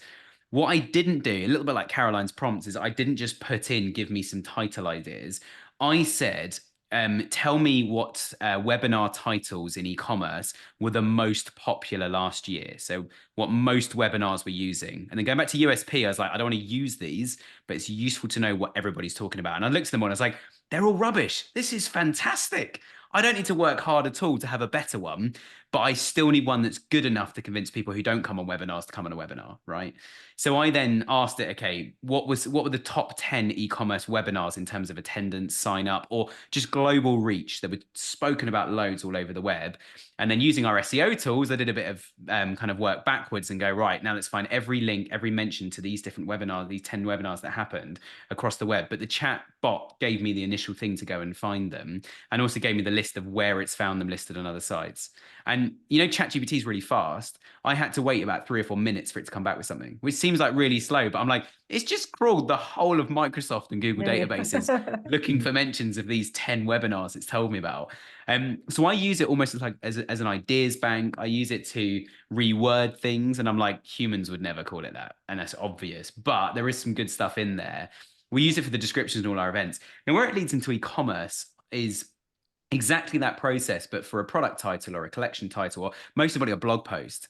You know, you want to engage people. You could ask a chatbot like, you could literally send it a link to one of your products and say, what are the 3 biggest problems people talk about online relating to this product? And bang, you've got your next year's worth of blog topics. And you don't have to use it word for word, but you know what to talk about now. And it will probably shock you, the stuff it comes back with. So I don't want to say too much because some of you guys listen to the podcast and I'm very coy about what we're launching soon. And I don't want to talk about too much, but the thing we're launching, I've asked ChatGPT about it quite a lot. Find me lots of these things online or these things that already exist. And it came back and said, I can't find any, which A, I didn't believe, and B, it made me feel great. I was like, yeah, we launched that. No one's doing it. And it's like, do people want it? But I think, yeah, I would use it to write some AI kind of generated content, but I wouldn't post that. Just use it as an ideas bank. I think one thing that's really smart to ask AI as well is, can you give me 10 alternative titles to this blog post? Or I want to write a blog post about this. Can you give me 5 points to cover? Or find me 5 sources where doctors talk about this issue, or some sort of trusted source. So going back to that walking stick, like, you know, what are the 5 conditions that people might have who are using this walking stick? Great thing to ask AI. And then you just do 5 blog posts back to back, or say a bit like Caroline and myself, we've run loads of email series, like sign up to get 5 or 10 tips on this thing. Well, sign up to find out what are the 5 top conditions. You'll get an email a week about each condition. It's going to be packed full of content. So it's going to take you a week to digest it, understand it, learn about it, if your audience are interested in being educated about those different conditions. So I think it comes back to what we're saying earlier about target audience, but I think the AI point can do stuff like that. We use ChatGPT for Google Sheets. It's awesome. You can literally say, go and spell check every single one of these meta descriptions for my SEO, go and rewrite all of these, go and tell me which of these you think are naff. And it will, maybe don't use the word naff, but it will, it will start to understand like what you're trying to achieve. And in a sheet, it can do stuff. So where we used to spend ages like using Ghost Mouse or writing some sort of script or a massive formula in a Google Sheet to make it do something, just tell the AI chat, just bot to like, yeah, you crack on, mate. You do that. Go off and have your lunch. Come back. It's finished. And if it's rubbish, well, you were going on lunch anyway, so you've not lost anything, but you've given it a go. And we use it for video editing. So every time we do a podcast, we put it into this thing and it makes 150 reels. So we're about an hour of content a week, makes 150 reels that we could post on social. And it rates the ones it thinks will be most popular based on view counts of other ones that we or other people have put out on Instagram, on TikTok and other places. So that's AI working hard, where it's not generating video content, text content and stuff, which it's not a human and it doesn't know how to talk like a human yet. And I still think we need to use the human creativity. And that's where AI, it only knows what it knows, whereas we can be creative and come up with ideas. And I think that's its limitation. It's the classic, you get out what you put in, isn't it? And that's why Caroline's prompt is so, invaluable, because it is a great prompt and you get good results from it. So do go out and use it. Try and think about how it's, what you want out of it, and try and make that unique or specific to your needs and what you're acquiring, and give it as much information as you possibly can. So Elena just asked in there, does it work for anything, that prompt? Yes, it does. It doesn't matter what your business is. It's about the voice of the customer. It doesn't matter what you're actually selling. Cool. And then sort of to wrap up planning for the future, the last bit is measurement, and sort of measuring. What steps can we be taking to know if what we're doing is actually working? Nick, I'll send that to you first. We've gone full circle. We're back to data. We are. One thing I like to do with marketing budgets, and I think this is a good place to start, it's very much my field. And also I'll be honest, it's the thing that keeps business owners up most at night. It's the biggest question we get from either small brands or ones that we are scaling. The thing that keeps you up at night is how much you're spending. And those numbers start to get big. And I run a business, and I remember being like, oh my gosh, £5,000. What am I going to do with that? Where am I going to put that? Whereas now I'm like, £5,000. Right, let's do it. And not to say I've got loads of money, but it's just your perception changes as things grow and the scale of things changes. So I think being ready for that is really key. But one thing going back to what I was saying, one thing I like to do with marketing budgets is I like to keep 5 or 10% just for pure play testing. It's like okay, so if we need say we need a 10-to-1 ROI, let's call it 11 now. It's not a massive difference, but that extra going from 10, and what I mean by ROI is like every £1 I spend, I want 10 back in sales from that channel, all the kind of hashtag attribution stuff alongside it, right? So if you go from 10 to 11, you've now got a 10% spare of revenue coming in that you can use for testing, which means you can go, do you know what? We were going to record a video and push that out on Facebook advertising or meta ads across all the channels. Instead, we're going to invest a little bit more for testing, and we're going to make 5 edits of that. Some that are really cryptic, like you have to watch the first 30 seconds to get to the thing that we're actually talking about. One that's just like you show the conclusion of what happened. And everyone's like, what? Like, or you just seen a phone thrown out of a window. Why is someone just throwing the brand new iPhone out of a window? That makes no sense. That's crazy. And then you watch like the next sort of 30 to 60 seconds of this advert, and it's actually telling you about the phone case. Or it says something like, we dropped a laptop on the CEO's car, and you just see a smash on this like brand new Bentley or something. Windscreen just goes smash, and everyone's like, did it work? And it just stops. And everyone wants to know what's happening next on that video. And obviously target market, my mum would not be interested in this. My dad would be like, this looks like the next kind of action film. Is it a James Bond or what? Whereas I would like that. I find it quite fascinating. But then it's actually about cases to put on MacBooks, to put on phones. And they deliberately, as soon as a new device comes out from any manufacturer, they've already got a case designed. They whack it in the case, drop it out of a big building. They blow it up. They drop it off a crane. They dunk it down to however far down into the ocean. That's all really cool content. But I know for a fact that one case company called Mouse, Mous, we used to work with them, and they used to make like 20 to 50 edits of every single video, and they put them all out, mix the budget across all of them on YouTube advertising, Google ads, meta advertising.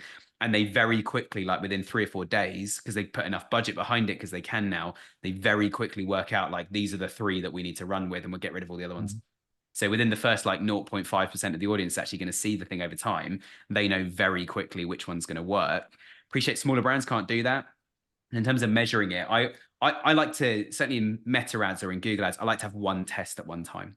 So you kind of go like, right, we've got all our products in one big campaign. Let's look at the data and decide, are we going to split it geographically? We're going to split it by product range. We're going to split it by sale and non-sale. We're going to split it by stuff that's selling and stuff that's not even showing on Google ads.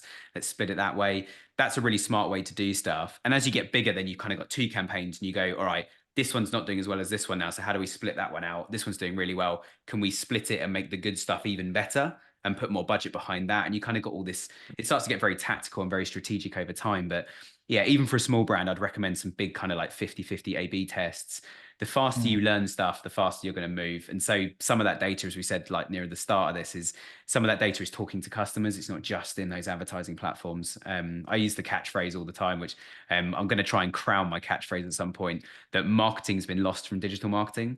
And that's the bit that we all get obsessed with, all of us. We start looking at data going, that advert's work better than that one. And if you look at, like you were saying earlier, Caroline, right at the start about one of your clients, like you start to look at the numbers, and then you start to ask the why and talk to customers, and you're like, we're missing the point here. We think B's not worked, but actually B's the most successful. It's just not had enough exposure. So like behind every statistic is another statistic. And it's like, how many layers of Shrek's onion do you want to start peeling back? I think is the question. But yeah, I think with the measurement, it's like, be clear on what you're trying to achieve. And if you don't know yet, I mean, there's our podcast, there's tons of YouTube videos, there's webinars like this. There are so many ideas out there, and there's also AI. Like, ask the right question, you'll find the thing you're looking for to try and get the data you need to then know, right, now I can put all my eggs in like just 2 or 3 baskets, because I know which baskets to put them in. Yeah, completely agree. So I want to make sure that we've got a good half an hour for the questions. So I will sort of pose the last question to you, Caroline. Could you give us the top 3 things that stores should be doing to enable growth? Top 3. Oh my gosh, there's so many. But I think that's something that I mentioned to you guys before was really, you need to know who your audience is. That's the number one thing. Without knowing who your audience is, forget it. I think showing your expertise in some sort of way, whether it's like Nick said, really explaining that walking stick to the audience can really make a big difference. So whatever you're selling, I think that expertise, I think one of the examples, I think someone's here with a scarf business, and I came up with some ideas, because I'm one of those people, as soon as like I think of a new business. I'm like, oh, I'll give you all these ideas. And for that scarf business, as an example, straight away I was thinking, I wear a scarf all year round. I have scarves because when I go on holidays, even in summertime, I take a scarf on every holiday. 40 degrees doesn't matter, because I turn that into my evening thing and I turn it into my sarong during the day. So we think about scarves as a winter thing. It doesn't have to be if you're smart about it. But I was thinking, how great would a scarf business be to have a YouTube channel just talking about how to fashion scarves, having different outfits, working with UGC people, working with influencers. So I think expertise, when we think about e-commerce, you can do it in so many different ways. So think outside the box.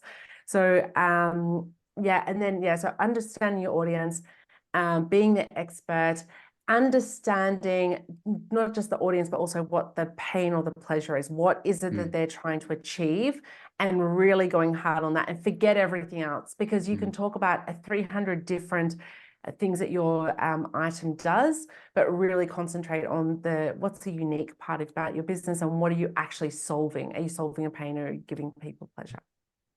Yeah, great points. And Nick, top three?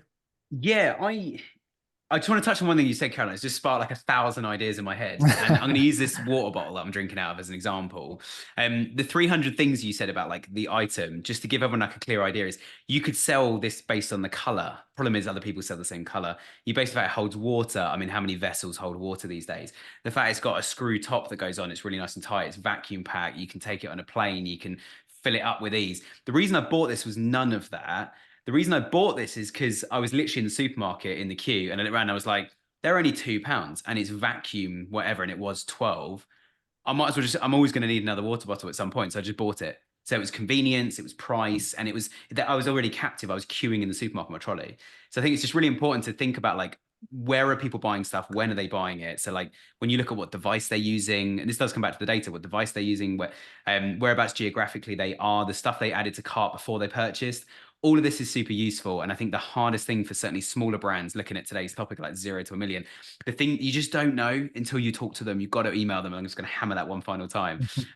Top three things. I think number one is get used to being wrong, I think is my first thing. Like everything you do initially is going to fail, and you just need to accept that. And the brands that are doing well, and like I said earlier, like properly doing well, not just it looks cool. The ones that are doing well have failed and learned to fail. And that's probably why they're doing well. And it doesn't mean you're going to fail forever, but if you're going to try, like even that campaign split, if you're going to try that, if you're going to try 20 things, you're going to do 20 of those to find the one that works. We'll get going. Like how quickly, how is it 1 week? Is it 2 weeks? Is it 4 weeks before we can start number 2 and number 3 and number 4 and number 5 to find the thing that works? And we have some clients where sometimes it does take 4, 5, 6 months to find what really starts to tick in an advert or on the website or in an email campaign or something. So my first one is, be prepared to fail.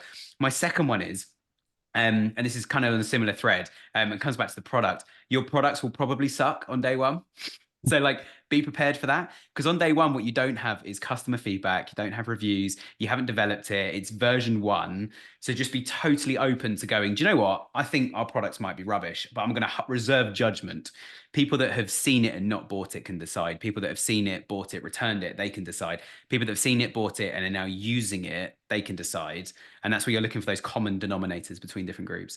So I think, my second point would be your product's probably going to suck. And so don't blame anyone, just accept it. Let's look at how we can optimize it, get the data we need in terms of what to change, and then work out how to adapt from there. And that, just to add on that as well, that comes from a long line of clients I've worked with over the years, that when I say, why are you selling this product? How did you make this business so successful? And they're like, we never set out to do this. And I'll give you a really good example of that is when I bought Caroline's business, there was this whole kind of task-based, like design banners, write product descriptions and stuff. I was not the right person to run that. My business was not the right business to support that. And the clients who were coming in were not the right people for us. And there were other resources starting to appear around that time. So we stopped doing all of that. And I told Caroline, I did have that moment of like, it wasn't like crazy money, but maybe I have wasted my time here.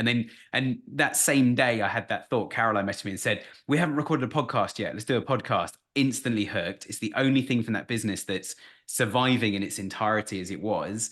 And it's making us loads of money, and it's growing from strength to strength. I know some of you guys listen to the podcast already. So like, it's just been a whirlwind, but that is exactly the example of the thing I thought I'd set out to do didn't work at all. And the thing I was ignoring is now made me very successful in my measure of success, which is helping brands, reaching brands. We're doing that. We're doing that with the podcast. Third thing I would say, I think the third thing would literally be not to put all your eggs in one basket.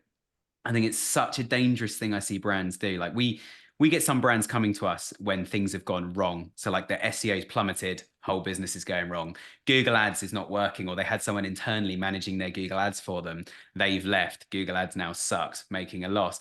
I've seen so many situations like that before where it's like all the eggs are in one basket.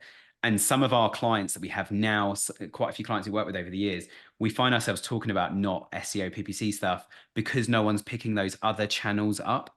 And so I think having a bit of an even spread, even if going back to that whole kind of marketing budgeting mix I mentioned a couple of times earlier, like even if it means you're only putting like 20% of your budget across like 6-7 channels, just have a bit of an awareness on that. But like Caroline was saying, like, don't just jump on TikTok because some guy at the pub said TikTok's amazing. It's like your audience aren't on there. Or like your example, Caroline, of it was Facebook, not Instagram. If you're one of your clients you're working with.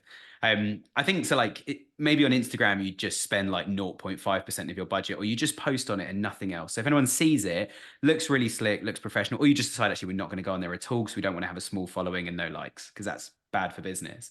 But find a few channels that at least give you some sort of awareness. Easiest way to do that, I'm going to say it again, ask your customers. What channels do you hang out on? Where do you shop? What were the last 5 things you bought? How did you find them? Where did you buy them from? Find out. And if they don't know, then it's like, well, actually, we can work with that. We can work with you don't know, because now we need to go to another level to find out. And if we do that, that's one thing we'll have that our competitors don't, is that information, because they probably haven't gone down that road. So it's like, yeah. So those would be my 3 points. Great. Thank you both. Some really great insights.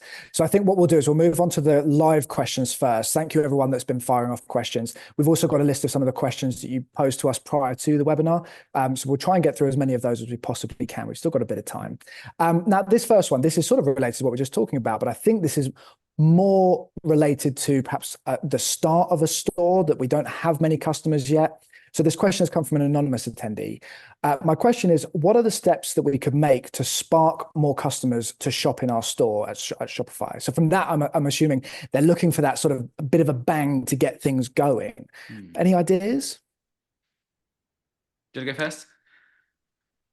Yeah, I think we have said that a lot already. And I think that's really, if you know your audience, if you know who your customer is, if you have something special about your brand, then, and you use the right words to target them, and you're on the right platforms to get them, that it all sort of works in together. So if you're missing parts of that, and usually people are not missing parts of it, most people are missing all of them. And the amount of people that come to me over the years, and Nick, I think you've had the same thing, that they come to us and let's say they've got the water bottle as a good example, or I've got a lip gloss here, I'll use this. I've got this lip gloss and I want to sell this, and I have bought 10,000 of them from China and I'm selling them on my website. You numpty. And I go and I take, what? I said, you numpty. Yeah, exactly. And I take a photo and I put it up on my Instagram, and then no one buys, and I'm like, oh, what the hell? Well, it's a pretty standard. There's millions of lip glosses on the market at the moment. So what is it that's unique about that? If my images are not fantastic, and this is a big place that people fall down on, is images.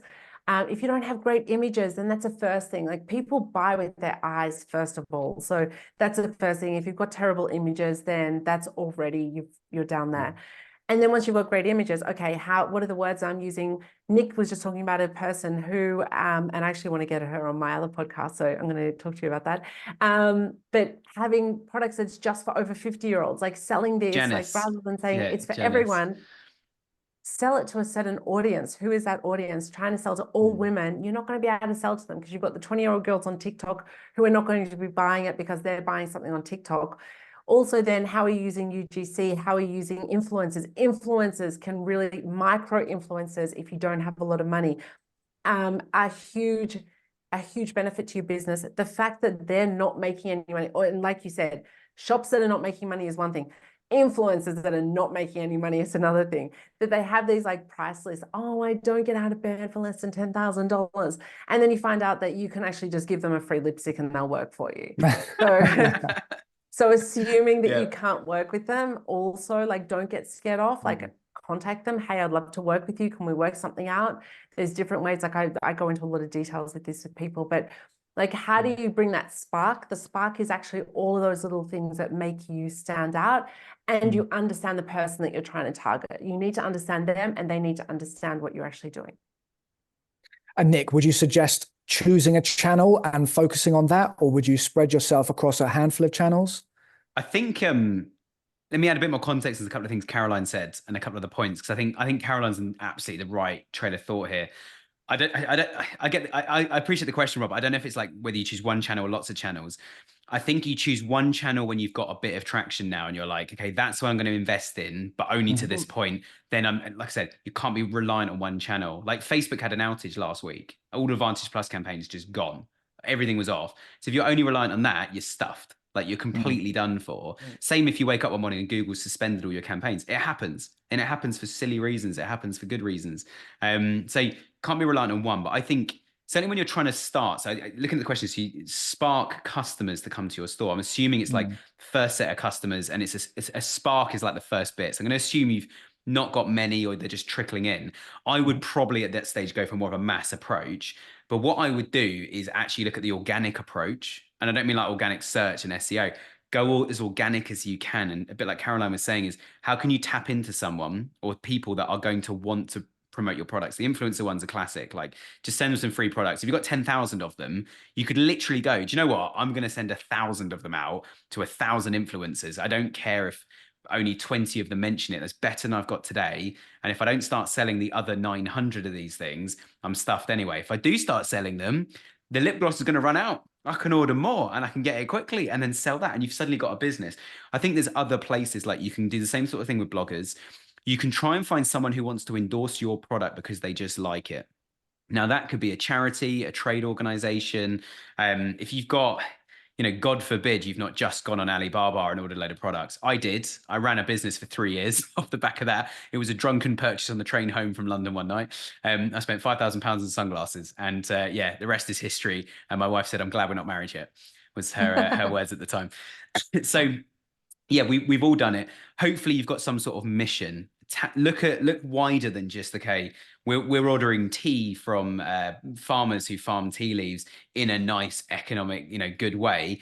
Well, hang on a minute. You've got fair trade. You've got all of these kind of, global peace places you could go to. There's charities. There's so many organizations that you could say to them, look, I don't have anything to give you today, but I'm trying to do a good thing. So if you can help support me and put me on your social media a little bit, feature me in your email, or maybe I could come and support something. And you can say, this is so-and-so who's helping with this project for a week, like cleaning up plastic from beaches around the country.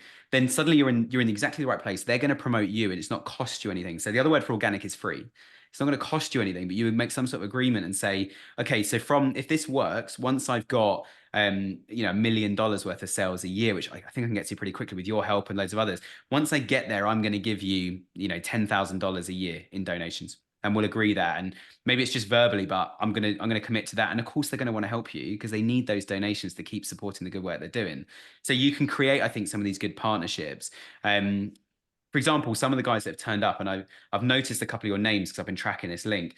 We put these webinars on a thing called Digital Donut, and we've also got a few of them. And I don't think this one, but I think another one we did a few months ago was featured on The Drum, which are all kind of e-commerce marketing kind of magazines. We haven't paid for any of those. We just put on a really good webinar. They love the podcast. Sometimes when guests have been on the podcast as well, if they're like e-com experts, I message them and say, hey, do you mind just promoting this for me? I think there's loads of ways you can organically do that. And what I'm really doing is I'm building a network, which Caroline is absolutely part of that network. There are certain things, if somebody needs a certain bit of advice or coaching or support, Caroline's the person I go to. If someone needs SEO or PPC, Caroline phones me immediately. And it's like, that's how the network works. And you can do that from an e-commerce business perspective. So one thing you could do that's really, really powerful is if there's another business, that's another store that started up a similar time to you and they're growing, get what's called an SEO backlinking tool and look at who's linking to them and talking about them. it might be absolutely nothing in there, but most of the tools you could run that on 50 to 100 websites. And it's just creativity of like, okay, that site there is sending 2,000 people a month into this person's site. Well, great. I'm going to go and do the same thing from the same site or find similar sites to that. That must be one of 100. I'm going to contact all 100. And that's a much better use of time than you trying to like improve your product or decide what color to make your logo and what color to put the buttons on the website. And don't get me wrong, I get distracted by that stuff all the time and it is super fun. So those are what I call Friday tasks. Do all of that on a Friday. Monday to Thursday is business. I need to make this thing work. So even promoting this webinar is doing exactly that, calling in favors, sending it out to agencies saying, would any of your clients want to come to this? One of them were like, oh yeah, we keep saying we should invite them to cool events. Like, I'm like, well, there you go. Send this out. And some of them sent it out. And yeah, and some of you are here as a result. So it worked. Cool. We had a question coming from Chanel saying, is creating positive social and environmental impact seen as a USP for brands? To either of you? Yeah. So we're talking about sustainability. Yeah. I think it's got to be done right, though. I agree with you, Caroline. I think it's got to be done right. It has to be done right. Yeah. Go on. You take the question first. That's fine. No, I don't have a lot to say about it. I think, Nick, you look like you got a lot more to say about it. Okay. So someone the other day said, I'm going to put a thing on my website saying every time someone buys a product, I'm going to plant a tree. And I said, what kind of tree are you going to plant? They're like, it doesn't matter. I was like, it does. And they're like, why? And I said, because I'm one of your customers. And I'm interested now. You're planting trees. What tree is it? And by the way, I'm now talking to you. Yeah. Where is it? And I read something the other day in the news. I'm quite hot on the environment at the moment. And I'm quite into like environmental tech. I like kind of solar panels and stuff like this.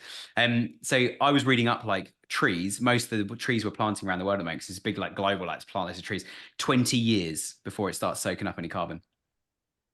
So you're planting trees. So you're telling me that if I buy a product today in 20 years, if that tree is still standing and survives the growth process, then it will start. And if you plant a redwood, we're talking more like 100 years now before that one redwood turns into like 7 or 8 and starts soaking up carbon. So like what tree you're planting, where's it going? And I know I'm probably like really pedantic about this. The point is, I do the same thing. I think some customers don't care is the point I'm kind of bringing this around to. Is like, I don't think customers care. I think they expect businesses to be sustainable now. And if you're not, that's way more of a negative than being sustainable is a positive. And this is really hard for me to say because I'm a big advocate of like investor in people, paying people fairly, looking after my staff, looking after my customers, my clients. Like, I think we could have an amazing world if we all work a bit harder at stuff like that and social responsibility. But I've got to be honest, if someone's trying to buy a pair of trainers, they just want a pair of trainers. And I think the sustainability stuff is a good fit afterwards when you've got that 6 to 12 month window before they buy their next pair of trainers. And what you're doing is you're fighting for them to come back to you and you can do it over email. And I think that's the bit that kicks in. One of the brands I nearly put to my top 3 is called Tropic Feel. They make all their trainers and bags and stuff out of recycled plastic. And what they do is they have someone wearing the trainer on an image and it's a GIF. So it's like crushing these plastic bottles underneath. And those exact plastic bottles are used to make another product. So I think in terms of sustainability, it's a really smart marketing campaign. Their product itself is actually very unique. Like you can literally go swimming with these trainers on, you get out and they have drainage holes. So the water just drains straight out. They dry in like 20 minutes if you put them in the sun. And I've got 2 pairs of them. They are actually fantastic. I'm a big advocate of the brand. They market it really, really well, which is how I know this stuff. If they didn't market it well, I wouldn't know half those things. I'd just go, they look cool. Or I might actually say they're not super comfy, but it's like, I understand that when I wear them, I'm not going for comfort, I'm going for adventure. Like if I wear these other shoes, they've got a nice kind of cloud foam and stuff. That's comfortable. But I think the whole sustainability thing is we have to be sustainable. You need to prove that 5 or 10% of your customers will be really hot on that. But I think unless you're doing something like mega radical, like we had a brand on the podcast called Last Object, and they literally are buying plastic that's been hoovered out the ocean and turning it into a product that their whole argument is the last one of those products you'll ever buy. So if you buy their deodorant, you buy it once and you keep topping it up with fresh deodorant blocks. If you buy their toothbrush, it's never going to break. That's their whole model, and it's called Last Object, and it makes a lot of sense. And they're heavily connected into ocean cleanup, and I think that's a good way to do actually what I would say is quite a sustainable business with sustainability and the kind of the environment and the world in mind. I think too many big, and it is the big old corporates that weren't sustainable back in the day, that all their factories ran on coal and diesel. Those guys have really struggled, and they've gone like McDonald's, we now only use cardboard packaging. Yeah, but it's covered in ink, so you can't recycle it. So shut up. It's my thing to McDonald's. But so, yeah, I don't know if you've got anything to add on that, Caroline, but I think it's got to be done in the right way. Definitely 100%. And that one, I think of all these people that advertise. We give money to Pencils of Promise, that Africa school thing. And then it's like, well, how much? I don't see it. And I don't see actually showing any proof. So yeah, if you're going to say it, you have to do it. Like, don't fake it. But as an example, going back to my dollhouse client, she is doing the dollhouses. And in the dollhouse whole world, now that I've learned about it, everything's made out of plastic in that space. And what she's really concentrating on is products that are made handmade, made out of wood. They're not manufactured in China. So she's got a whole, like, it's a completely different style of dollhouse. It's for the modern woman. So it's modern stuff. And her dollhouse that she's making is like made out of recycled wood. So she can use that as part of her marketing because it is unique for her industry. So I think some industries, it's just a standard, like it's a given, but then there are industries where it is something that's different. So in that case, she can use it as part of hers. But in her case, so now I'm going against what I just said, because in her case, people are not buying her product because of that. They're buying it because they want modern dollhouse style that you cannot get anywhere else. So that's like just an extra bonus. So yeah, it has to be done properly. It has to be done for the right reasons, but definitely if it's done properly, it can be really good. And the brand I was thinking about before was Todd Shoes, was it? The Tom Shoes. They were the ones That's it. yeah, No, Tom's. That's it. Tom's or something. Yeah. And they did something, and that was their whole marketing thing, was about the fact that they giving shoes to someone in Africa or something like that. So it can be done properly, but it shouldn't be your main thing for the wrong reasons. The one brand I want to just chuck in, I've just gone on their website to check what the number is. There's a company called 10 Tree, and I have been following them on Instagram for years. And then suddenly, when we had Yacht Post sponsoring the podcast, it was like, hey, this is your next guest. It's like, no way, they're from 10 Tree. So when they came on, I was like, control the excitement. Tell me about the business. They are not a clothing, they sell clothing, but they're not a clothing brand at heart. They are a tree planting business. So people hire them and go, here's a field, plant loads of trees. And they get paid to come and put the trees in the field. Or, big manor houses, like, we want a massive row of trees. They come along and they plant the trees. So they started a clothing brand to plant more trees. So the clothing brand is like literally not for profit, or it is profit, but the profit just goes straight into the tree planting business I think it's in Canada. And they just plant loads of trees. And their mission, and I think this is really cool, having that at the heart of it. And every product page is a little bit about the mission. And the mission is they're planting 1 billion trees by 2030. They're up to just over 100 million. So they've got a long way to go. But it means all their email campaigns are like, we're going to plant loads of trees. And their clothing is actually awesome. Like, I have a few of their items and it's really good quality. And it's really good stuff. And you feel good because you're like, I'm on this mission with them. And their emails literally say stuff like, come on, guys, we're going to plant 1 billion trees. And you're like, and because they're so far from 1 billion, it almost feels even more awesome that you're like, it's this massive mountain we're going to climb together. So like, that was another brand that I think, doing it in the right way, where I love what you said about making it the sub kind of, by the way, if you buy this, you're also helping this. That's good if your audience are less focused on that. Whereas 10 Tree is, I think, it's a really good example where they've just gone gung ho, like, we're going to plant 1 billion trees. And I love it. It's so adventurous. Yeah, that's cool. We've had one come through from an anonymous attendee. They're looking to start an online business and they're looking at Shopify. What support is there for me in setting up my Shopify store, given all the information that we've been given today? It's probably more your bag, I think, Caroline. We tend to kick in once people have got a bit more traction, but... Yeah, so I definitely jump on a call with me. That's probably the best way. I think Rob put the link in the chat. I can definitely help you out. But if you're looking just for free help, then definitely Nick's podcast has definitely got a lot. The back catalogue, I think I did 51 episodes before you took over. And they're still relevant. To get to the one there's year, still some really good stuff in there as well. Yeah. And there's like amazing guests on there. I don't know, Nick, if you've got the content for the Influencers Summit that I did, if you've still got a link that people can... I think we turned it off, I'm afraid. I don't think it's there anymore, just because we didn't have the time and capacity to update it. So apologies. Yeah, so I've actually got the first 10 minutes of all of those videos on my YouTube channel. So if someone wants those ones, I did 20 interviews with 20 different guests about influencer marketing. And that was brilliant. There was amazing guests there. So that's fantastic. There's a lot of good information out there that's free as well. Look at some YouTube videos. But yeah, I can definitely help out with some free advice if someone wants to jump on the call with me. Cool. Thank you, Caroline. Quick question came through from Kay. Hello, is Shopify the only platform to use? Nick, No, any it's not. preference? Yeah, it's less than half our clients actually. So we work a lot on WordPress with lead gen clients. So half our business is lead gen and half is e-commerce. We're just way more public on the e-commerce because it's a bit more fun to talk about, if I'm honest. But we do work with like the biggest insurance broker in Europe, and a whole lot of other stuff on the lead gen side, and a $1 trillion sonar business as well. So yeah, we got some pretty big clients on the lead gen side. But yeah, we work on we've got several clients using Magento. We don't have anyone at the moment, I think, on Hybris. We moved, I think, 3 of them across onto Shopify Plus. Not even our idea. They were like, we're moving to Shopify, and we said, oh, well done. That's probably a good move. But yeah, we work on Hybris, we work on Magento. We've used Demandware, which is now part of Salesforce, many times in the past. Yeah, we're using Magento less and less since Adobe broke it. It's not as good as it used to be. But yeah, we work across lots of different platforms. We have some clients who are on custom builds.